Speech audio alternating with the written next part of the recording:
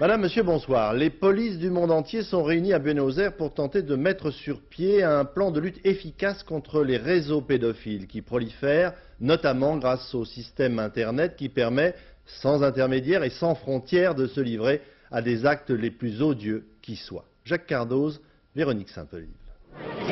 Des policiers du monde entier réunis autour d'un sujet, hier encore tabou.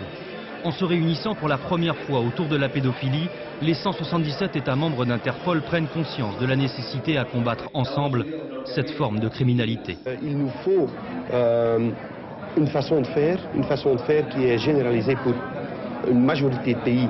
Ça ne sert à rien de travailler un tout petit peu partout, chacun dans son petit coin. Bon, je crois qu'il nous faut un effort international, ça c'est sûr. Première mesure concrète, la création d'un fichier spécialisé sur les crimes contre l'enfance. Une initiative réalisée à partir d'une base de données générale déjà à la disposition d'Interpol. Cet été, Interpol séparera de cette base de données criminelles générale tous les délinquants sexuels, que ce soit concernant les victimes mineures ou majeures. Pour alimenter leur fichier sur la pédophilie, les policiers d'Interpol vont devoir s'attaquer à ceci. Internet et son milliard d'informations constamment renouvelées. En Allemagne, un journaliste a voulu démontrer à quel point il était facile d'accéder à ces images à caractère pédophile. Lui-même dit travailler en collaboration avec la police de son pays.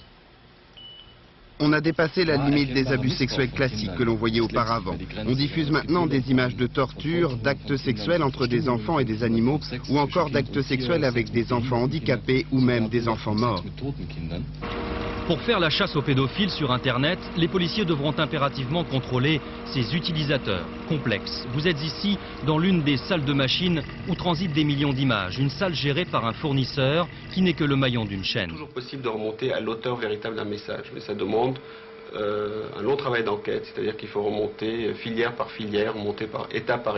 Des étapes qui conduisent toujours les enquêteurs à l'étranger, où la législation peut être différente. Autrement dit, Interpol se donne à partir d'aujourd'hui et pour la première fois les moyens de combattre la pédophilie.